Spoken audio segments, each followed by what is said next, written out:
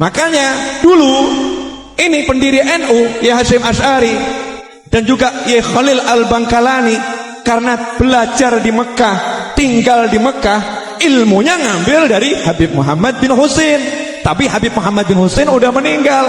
Akhirnya belajar kepada siapa? Kepada putranya. Siapa putranya? Habib Husain. Siapa Habib Husain? Kakaknya Habib Ali. Bagaimana Habib Husain mewarisi ayahnya? Keilmuannya diakui oleh para ulama sehingga beliau menjadi mufti menggantikan ayahnya setelah beberapa kurun waktu. Gantikan ayahnya Ya Khalil Al-Bangkalani, Ya Hasyim Asy'ari. Dua-duanya dalam kitab Tasniful Asma, halamannya saya lupa, cari sendiri, karya Syekh Yasin Al-Faddani, seorang ulama dari Padang yang berdakwah dan punya sekolah di Mekah, dan luar biasa, karyanya luar biasa banyak. Menuliskan salah satu di antaranya Ya Hasyim Asy'ari dan Ya Khalil Al-Bangkalani, kedua-duanya selama tinggal di Mekah kurang lebih 7 tahun kalau saya nggak salah, mondar-mandir belajar kepada Habib Husain bin Muhammad bin Husain Al-Habsyi dan kepada saudara iparnya yaitu Habib Ahmad As-Segaf, salah satu pensyarah kitab Fathul Mu'in, belajar di Masjidil Haram dan di rumah keduanya. Tuh pendiri-pendiri NU belajarnya sama Habib. Kita ini kan, saya ini punya bapak kiai, mbah kiai, punya guru yang sangat alim, seorang kiai Memun. Itu dulu kita pengkaji ilmu itu tidak pernah tahu bedanya NU dan Muhammadiyah. Karena dulu Mbah Darwis itu, Kiai Dahlan itu dulu ngajinya bersama Mbah Hasyim ketika di Indonesia yang ngaji Mbah Soleh Darat. Mbah Soleh Darat itu dulu ngajinya sama buyut saya ke-6, namanya Mbah Soleh Asnawi di Kudus. Mbah Soleh Darat itu dulu alim-alimnya orang Jawa ya Mbah Soleh Darat, Soleh bin Umar. Tempatnya di Semarang, tapi beliau itu sebenarnya orang Jepara yang dekat Kudus.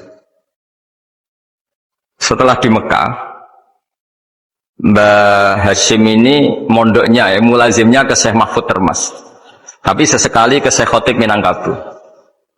Nah yang Mbah Ahmad Dahlan lebih sering ke Syekh Khotib Minangkabau, sesekali ke Mbah Mahfud. Tinggal cerita, karena Syekh Khotib Minangkabau sudah modern ya, terlibat organisasi dunia. Pas itu beliau pengagum Muhammad Abduh, pengagum Rasyid Ridho, sehingga bawaannya Mbah Dahlan itu lebih pergerakan karena beliau lebih ngidolakan Syekh Khotib.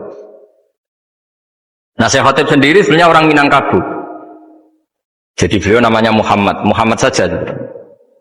Jadi menantunya orang Arab. Oh itu dicibir mertuanya ini karena punya mantu orang Jawa, orang ndak Arab.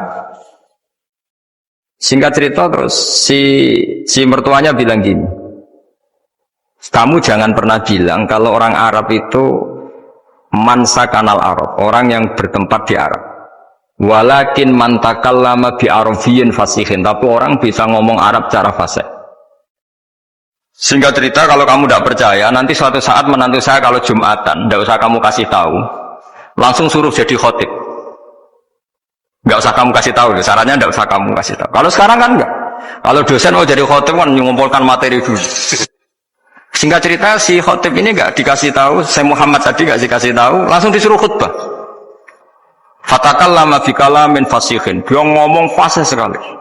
Bahkan ngalah-ngalahi fasihnya orang Arab asli.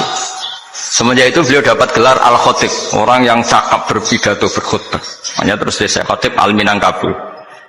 Jadi orang Indonesia itu luar biasa.